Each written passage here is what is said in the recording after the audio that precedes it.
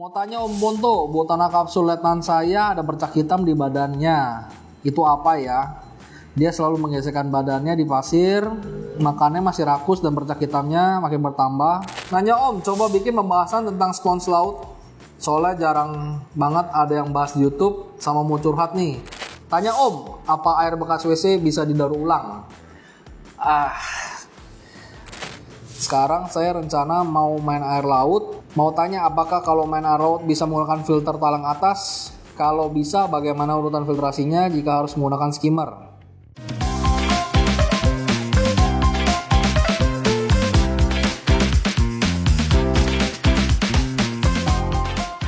Hai semuanya, sebelum kita lanjut, pastikan kalian klik tombol subscribe, like, dan share video ini ke teman-teman kalian jika informasinya berguna untuk kalian. Terima kasih. Selamat datang lagi bersama gue Andre di channel YouTube Arif Plus.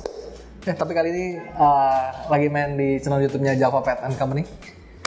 Hari ini gue akan gantiin Koponto untuk jawab-jawab pertanyaan kalian di Q&A. Terus sambil baca-bacain ya. Yang pertama nih dari Dani Chan, nanya Om, coba bikin pembahasan tentang spons laut. Soalnya jarang banget ada yang bahas di YouTube sama mau curhat nih. Karmon saya kalau pakai lampu DIY malah kuncup, tapi pas lampu dimatiin dan hanya dapat sinar matahari tidak langsung dari jendela, malah pada mau mekar. Kenapa ya? Sama terakhir, mau nyimpen sisa garam blue tracer di ruangan AC, katanya bisa ngeras. Apa benar? BTW, saya masih nunggu kapan bisa buka cabang di Depok. Sukses selalu, Java Pet and Company. Jadi begini, kita jawab dulu soal spons. Spons laut itu ada banyak macam. Spons itu pada dasarnya adalah salah satu filter alami di laut, tapi ada juga spons-spons hias yang bisa kalian taruh di menteng kalian. Gua asumsinya adalah pineapple spons dan kawan-kawan itu biasanya adanya di SAM, bentuknya bulat-bulat kayak rumahnya SpongeBob, kalian bisa lihat nanti gambarnya. Pada dasarnya spons itu baik, tapi akan menjadi hama. Ada beberapa jenis, salah satunya tuh kalau nggak salah yellow sponge sama black sponge, karena mereka tuh cepat banget tumbuhnya. Kalau kalian di sisi-sisi, kalian bisa lihat di menteng kalian di sisi-sisi bau-bau batu yang tidak kena cahaya, biasanya mereka tumbuh di situ tuh. Daerah yang gelap, tugasnya mereka tuh banyak kan nyaring air, terutama apabila silikat di air kalian lumayan tinggi, dia akan cepat banget berkembang biaknya tuh. Sama pertanyaan berikutnya, lampu DIY malah kuncup. Mungkin spektrum lampu DIY-nya kurang pas, jadi orang-orang kurang happy mungkin. Bisa dicek lagi atau bisa cek-cek kita punya produk. Kita ada iPi yang lumayan terjangkau, dispesifikasikan langsung untuk khusus untuk akuarium laut, jadi mestinya lebih oke ya. Sama pertanyaan yang terakhir adalah sisa garam blue tracer di ruangan ber-AC selama disimpan dalam kondisi kedap udara, tidak kena udara, garam nggak akan ngeras Om. Kalau garamnya mulai ngeras jadi gumpalan, kemungkinan besar karena kena udara, karena udara di Indonesia tuh umumnya lembab, jadi dia ngeras. Itu ya kira-kira Om. Dari Egizone 8044, Koponto bahas butterfly fish dong yang gampang makan pelet dan banyak jenisnya tuh. Dan bagus-bagus, mungkin Java bisa bikin dong Koponto tank display khusus butterfly fish yang biasanya memang nggak safe. Betul sekali. Butterfly fish di Indo tuh banyak banget sih jenisnya. Kalian bisa pilih-pilih. Salah satu tips and trick buat kalian buat aklimasi biar butterfly fishnya mau makan pelet. Biasanya dipancing pakai rebon beku. Kalian kasih garlic guard biar ikannya itu hafal sama bau-bau di airnya, bau makanannya seperti apa, lalu mulai transisi. Jadi rebonnya satu cube, kalian campurin pelet sedikit. Begitu porsinya ikan sudah mulai makan, rakus, peletnya mulai ditambahin lebih banyak. Jadi nanti ikan akan mulai nyicipin peletnya. Oh, baunya sama, sampai ntar akhirnya bisa transisi full ke pelet. Jadi salah satu triknya pakai ini. Buat ingin ikan kalian sehat-sehat juga.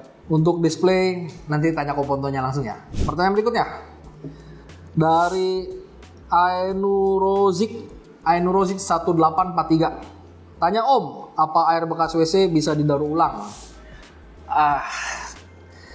Kalau bisa air bekas itu dibuang Om. Didaur ulang saya sih nggak menyarankan ya, karena prosesnya ribet, filtrasinya lagi, mesti sterilisasinya lagi, kita menghindari cross kontaminasi tank satu dengan tank yang lain.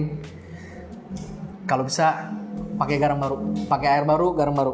Berikutnya dari Tommy Nombe 8130, Koponto. Buat mix riff enak pakai garam Red Sea yang apa? Sama penanganan SPS yang kena RTN gimana ya Om? Oh iya, sekalian titip salam buat Supan yang habis nikah. Untuk Om Tommy, buat mix riff garam saya lebih prefer yang Blue Bucket Pro, Black Bucket, sama-sama aja sih, tergantung kebutuhannya. Kalau saya selama Om belum dosing masih mengandalkan water change, saya lebih prefer pakai yang Black Bucket karena dia ada suplemen KH sedikit lebih tinggi. Tapi kalau sudah mulai dosing pakai Blue Bucket juga oke. Terus sama penanganan SPS yang kena RTN gimana ya Om? Kalau SPS kena RTN biasanya secepat mungkin dipotong bagian yang kena RTN-nya, ditempel, di frag, biasanya sih gitu sih. Pertolongan pertama yang paling cepat tapi tidak menjamin juga, karena biasanya RTN banyak sekali penyebabnya, swing parameter, coral stress, infeksi bakteri dan lain-lain. Jadi penanganan paling cepatnya kita frag aja, kita potong, kita tempelin yang bagian-bagian yang masih utuh. Biasanya saya kasih jarak antara ya 1 cm dari yang udah nekrosis, tisu sehatnya baru saya potong. Jadi kalau nekrosisnya sedikit saya kasih jarak, jadi potongnya bagian yang sehat, jadi yang belum terinfeksi atau whatever gitu. Kira-kira gitu ya Om Tommy ya. Berikutnya dari Sinesaga Production. Permisi Om Ponto, mau tanya, sebelumnya saya main tank air tawar dengan filter talang atas karena tank tidak ada lubang untuk jalur SAM. Sekarang saya rencana mau main air laut. Mau tanya apakah kalau main air laut bisa menggunakan filter talang atas? Kalau bisa, bagaimana urutan filtrasinya jika harus menggunakan skimmer?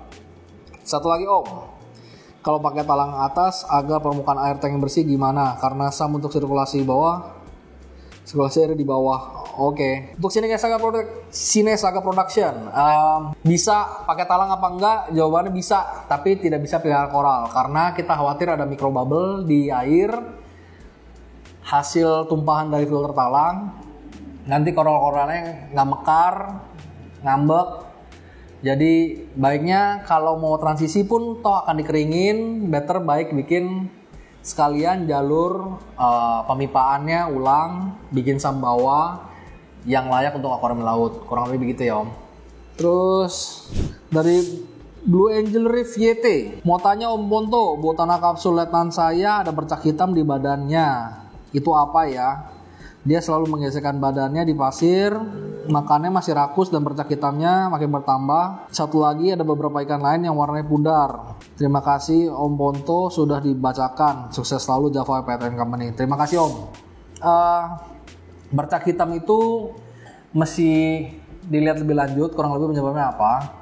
Cuman pada dasarnya selama ikan masih mau makan, better dikasih vitamin-vitamin seperti garlic guard, ada vitamin juga dari Azu, itu bisa coba ditambahkan ke makannya. Kita masih lihat lebih lanjut kondisi ikannya seperti apa. Bercak hitam tuh banyak banget sih penyebabnya. Kalau tidak ada penurunan nafsu makan, diharapkan ikannya lebih bisa bertahan. Tapi kalau sudah nggak mau makan, itu lebih bahaya. Gambarnya nggak ada, jadi saya belum bisa kasih jawaban yang gimana-gimana banget. Nah, ada satu lagi beberapa ikan lain yang warnanya pudar, itu mesti dicari tahu juga apakah suhunya swing naik turun. Pada dasarnya ikan laut selama pemberian makannya tidak berlebihan, cukup tidak kurang, suhunya lebih stabil, lebih oke sih ikan. Umur akuariumnya cukup, ya kurang lebih gitu. Berikutnya dari Zainuddin Zodik 2717. Koponto tanya lagi dong, kalau kita dosing AB+, protein skimmer itu perlu dimatikan atau tidak? Dan bila perlu dimatikan, berapa lama waktu protein skimmer itu mati setelah kita dosing AB+? Terima kasih kok sudah dibahas. Sehat selalu kok Ponto, jaya terus Jafarif. Untuk Om Zai, protein skimmer perlu dimatikan atau tidak? Kalau bisa dimatiin, cuma jangan lupa dinyalain. Biasanya saya pakai kurang lebih sekitar setengah jam sampai 1 jam. Jadi kita kasih waktu cukup untuk AB+nya cukup terdistribusi di akuarium. Jadi kalau skimmernya nyala, begitu dia masuk filtrasi, ketangkap sama skimmer langsung kebuang. Jadi lebih mubazir. Kita nggak mau itu aja sih. Jadi ya dimatiin sekitar 30 menit sampai 1 jam udah cukup kok. Dari kucing jualan bolu. Kucingnya jualan bolu. Hai Om, izin tanya, apa benar bakteri nitrifikasi di tank itu perlu makanan berupa cuka atau gula? Bukannya bakteri di tank itu dapat masukan makanan amonia yang mereka olah ya? Terima kasih Om sebelumnya, semoga dapat terjawab. Halo Om Kucing, nah, yang Om maksud itu mungkin karbon dose ya. Karbon dose itu tujuannya adalah untuk memperbanyak jumlah bakteri dengan bakteri yang kita kasih makan karbon dose tadi. Bentuknya bisa berupa cuka atau gula. Tapi yang jelas aman kita pakai Nopox, tujuannya itu. Jadi dengan populasi bakteri yang banyak, harapannya adalah amonia bisa diproses lebih cepat. Tujuannya itu, kalau kita mengandalkan amonia yang ada di tank doang, si bakteri akan bertambah banyak sesuai dengan amonia yang ada di tank. Oke, amonia yang ada di tank.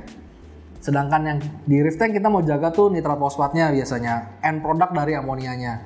Mestinya kalau aquarium cycle-nya sudah sesuai, lengkap dan benar, amonia itu akan terproses dalam hitungan jam. Jadi tidak berbahaya. Yang kita mau adalah pemrosesan nitrat dan fosfatnya bisa dijaga supaya koral-koralnya happy. Biasanya kita bantu dengan karbon dose, salah satunya Nopox dari Red Sea. Tujuannya kita jumlahin bakteri, dikasih makan biar banyak, biar bisa memproses nitrat dan fosfatnya. Tujuannya itu ya Om. Selanjutnya dari Budi CHNL, tanya Om perihal protein skimmer. Kan fungsi protein skimmer itu buat angkat amonia. Apakah dosing juga ikut terangkat, entah Big 3, Nopox atau AB+? Protein skimmer itu tujuannya untuk memfiltrasi air dengan mengangkat organik terlarut. Oke, catatannya itu tuh, organik terlarut. Jadi Big 3 itu bilangnya apa ya? Mineral di air tidak terangkat sama protein skimmer. Karbon dose itu adalah organik yang di dosing ke akuarium, itu bisa terangkat. Cuman makanya kita kenapa taruh dosingan itu biasanya setelah protein skimmer biar nggak langsung keangkat.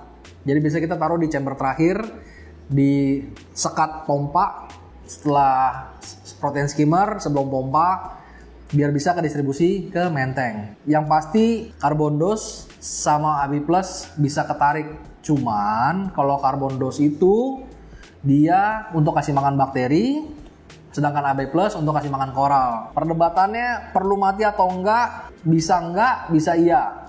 Kalau saya aliran yang takut lupa nyalain skimmer, jadi saya nggak pernah matiin skimmer. Tapi buat kalian biar lebih maksimal, baiknya skimmer dimatiin antara 30 menit sampai 1 jam. Tapi untuk Nopox tidak perlu ya. Lanjut berikutnya dari Tommy Nombe 8130.